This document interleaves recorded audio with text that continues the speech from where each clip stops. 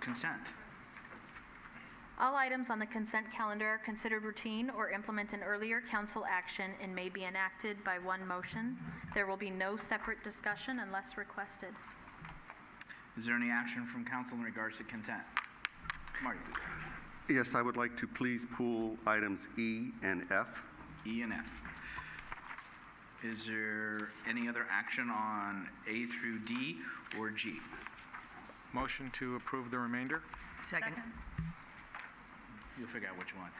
Motion made and seconded to approve A through D and G. All those in favor say aye. Aye. Aye. Opposed? 5-0.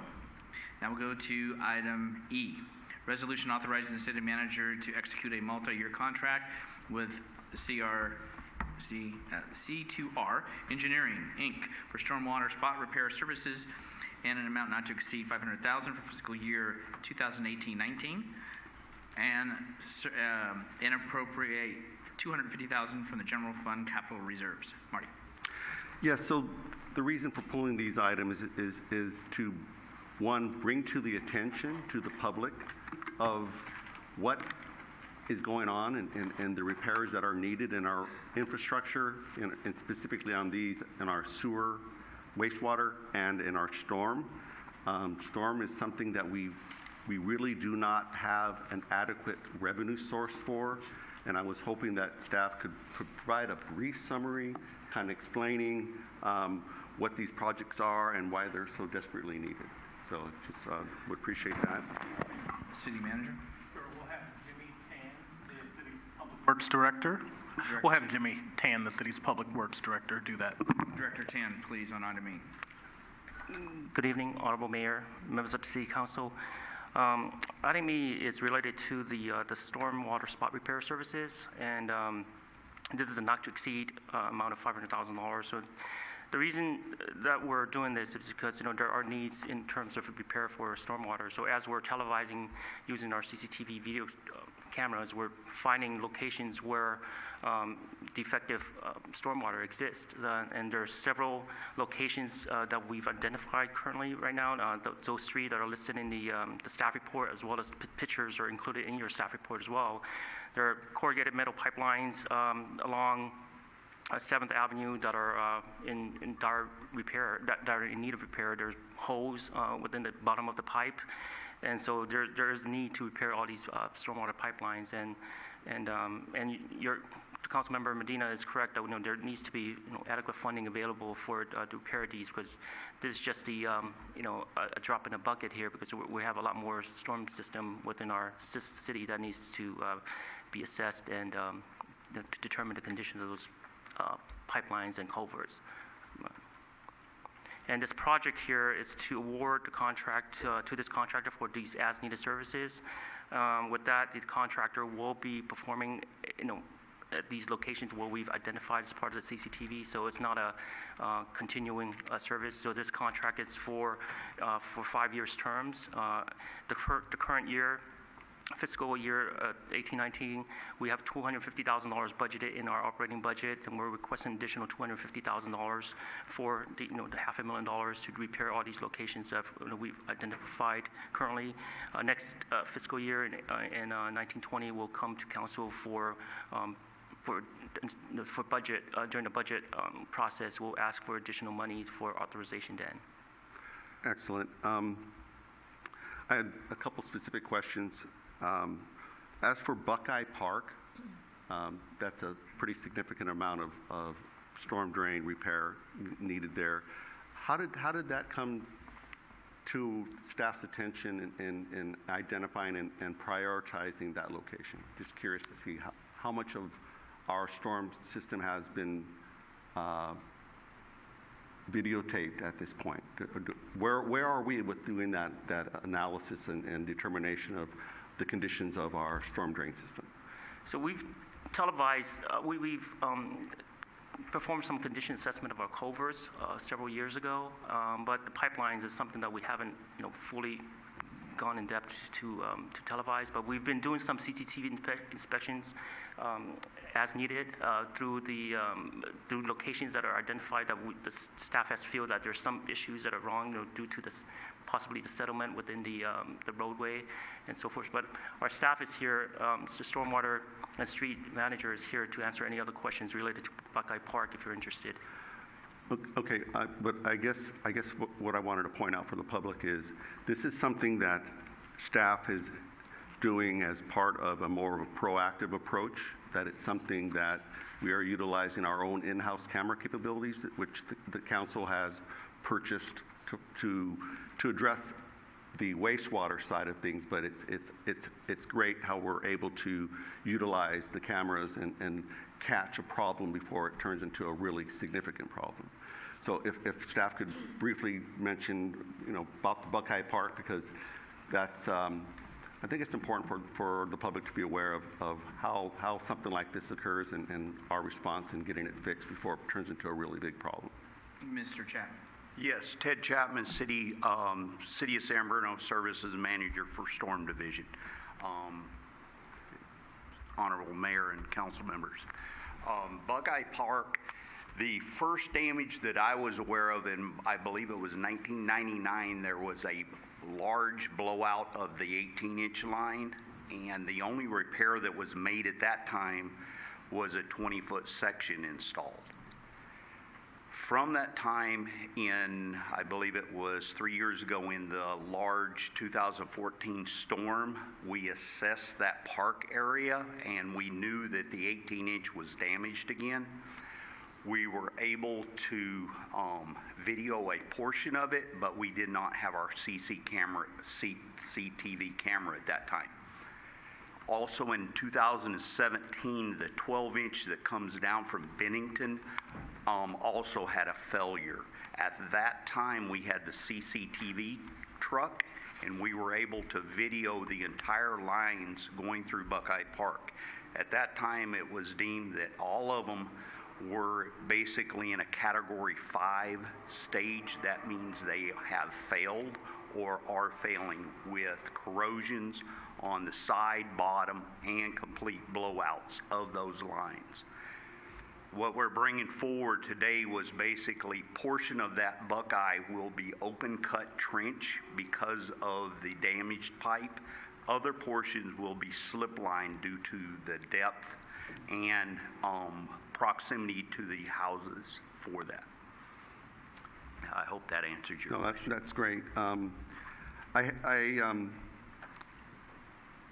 There's been some chatter on Facebook, and the staff, in Crestmore Canyon, there's a pipeline that's sticking out of San Bruno Avenue, and it's eroding part of the slope as it works its way, as it will, water flowing downhill.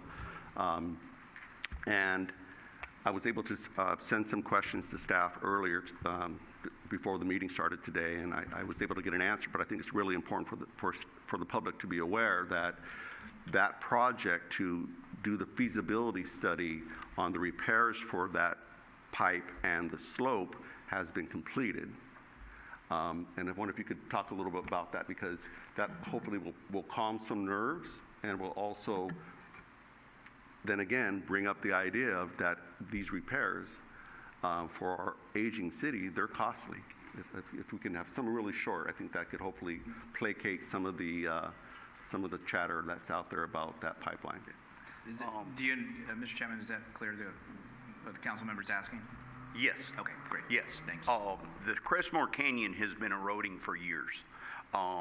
We had a large tree fall, and several of the trees in that area actually opened it up so the residents could actually see that hillside from the Glenview neighborhood. That's why it's visible.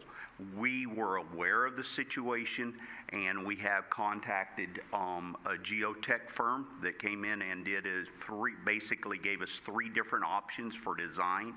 We are looking into 2 of them, incorporating 2 of those.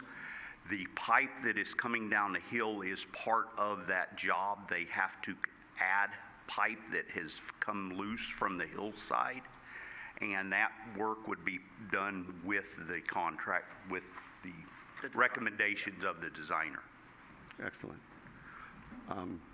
Those were pretty much my comments, because the next item is on the sewer side. It's going to bring up the question is, as we have these ongoing repair costs, has staff been able to do any analysis in determining whether it's more economical to attempt to do that work in-house compared to spending these millions of dollars over the next few years?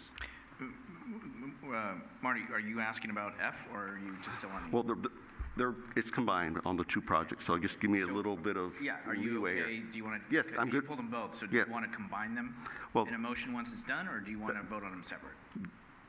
We could vote on them either way. Either way is fine with me. I think this is an important part. Oh, no, that it's the fine, public- but before we go to F, Okay. I just want to know if Yeah, you want to let's- take it independently, or do you want to do it collectively?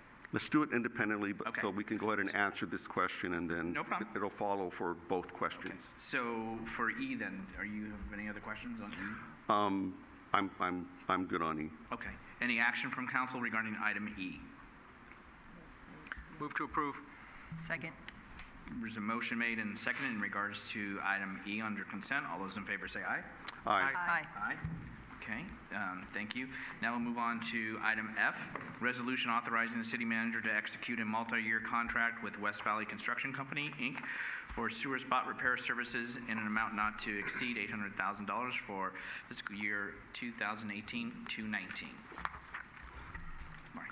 So basically, kind of the same idea is the status of this work. How are we in compliance with the consent decree of these sewer locations that do need to get repaired? How many have been repaired over the years, and where are we?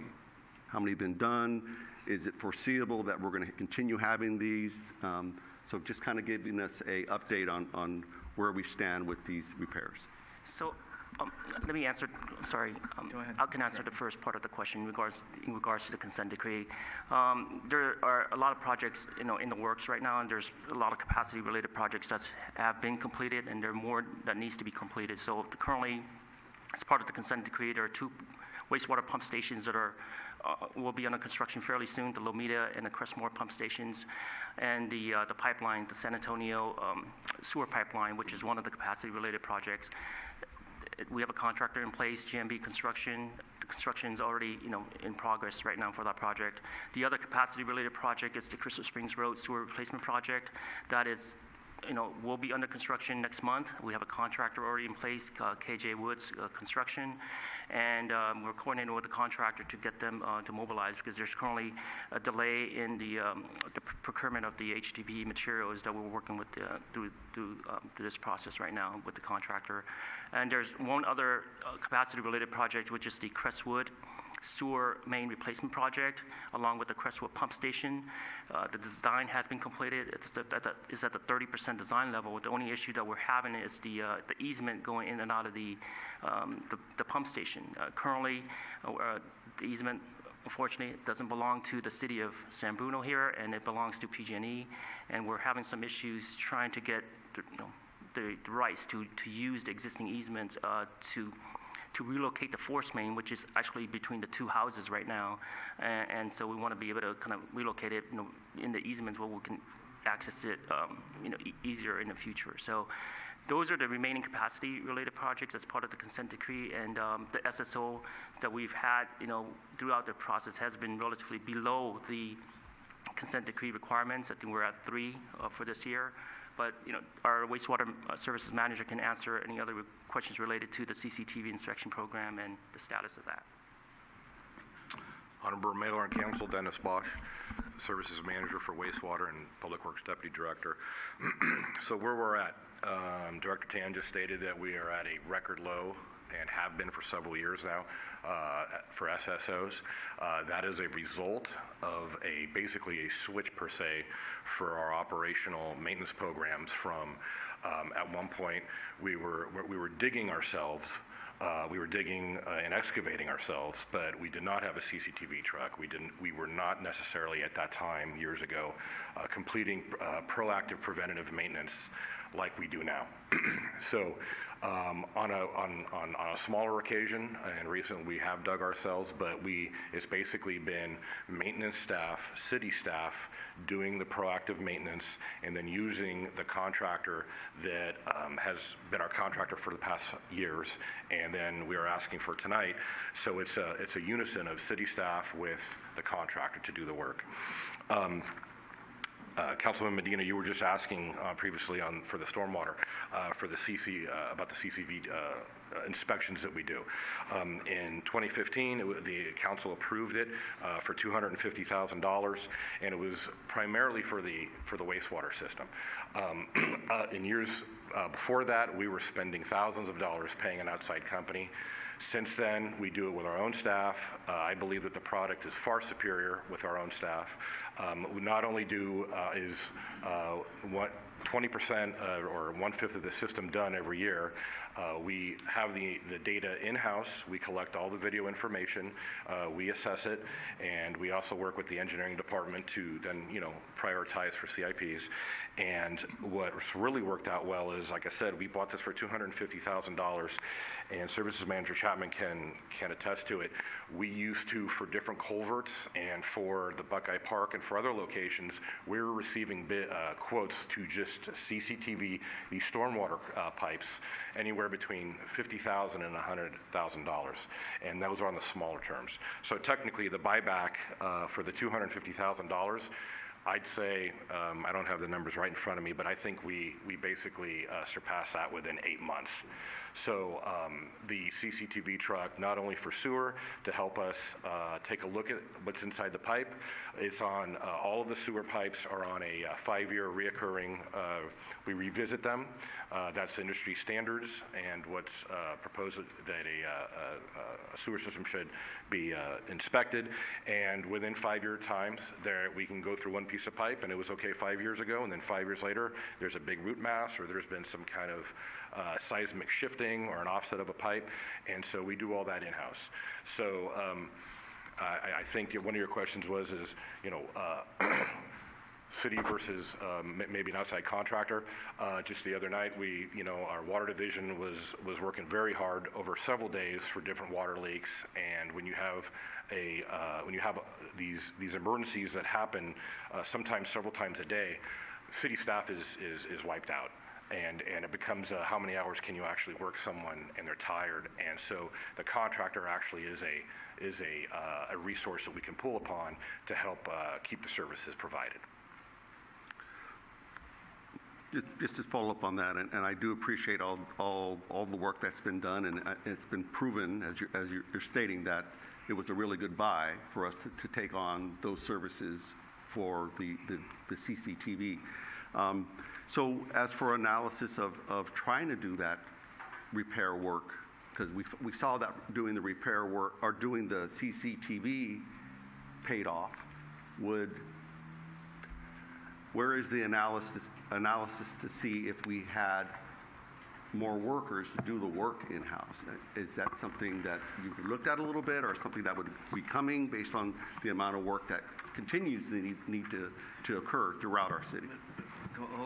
Real quick, I'm sorry. I want to go to the city manager. I just want to know if are we staying on topic, or are we kind of drifting a little bit? Yeah. I know there's a lot of good questions, but I just want to make sure. Fair.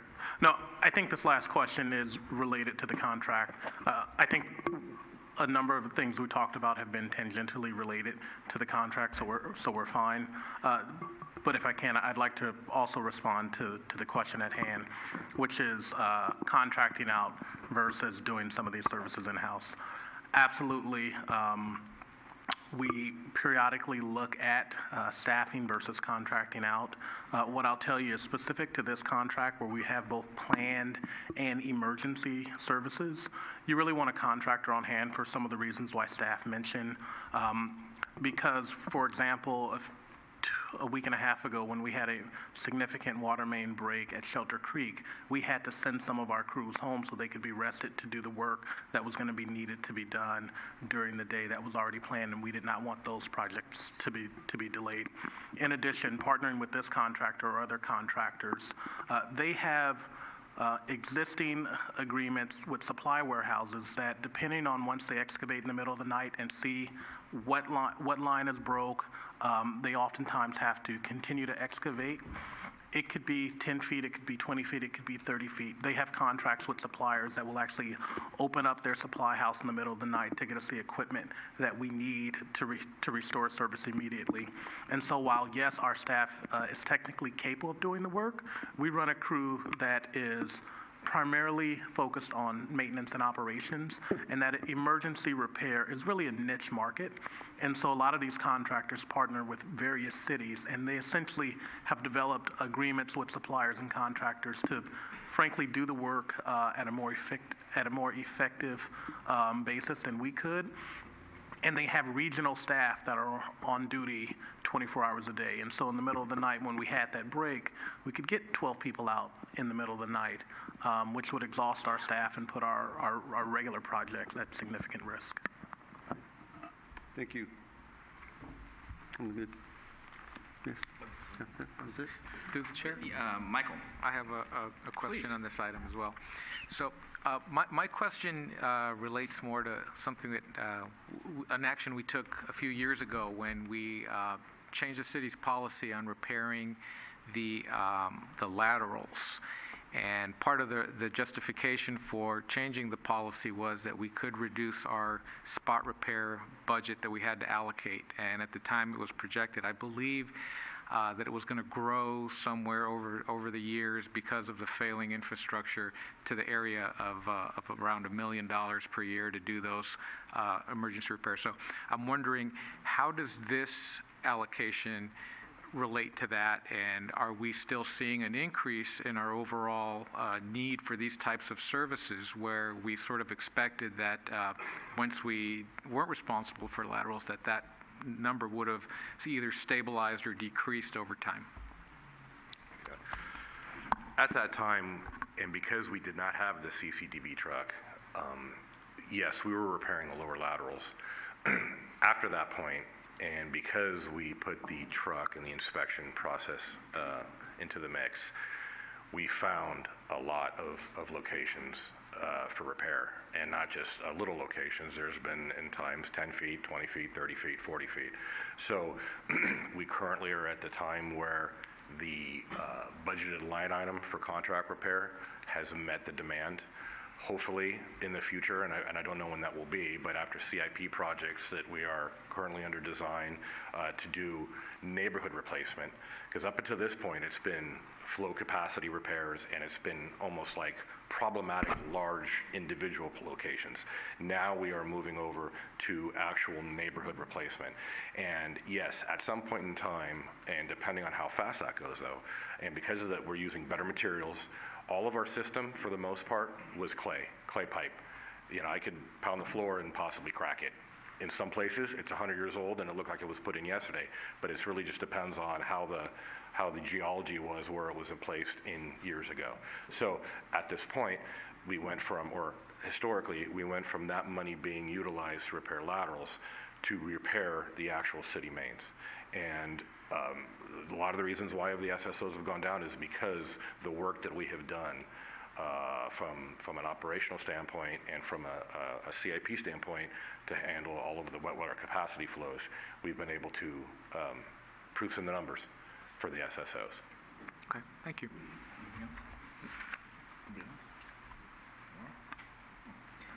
Any action on item F? I'll make a motion to approve it. Second? Motion made and seconded to approve item F. All those in favor? Aye. Any opposed? Okay, consent calendar passed. We'll move on to conduct of business.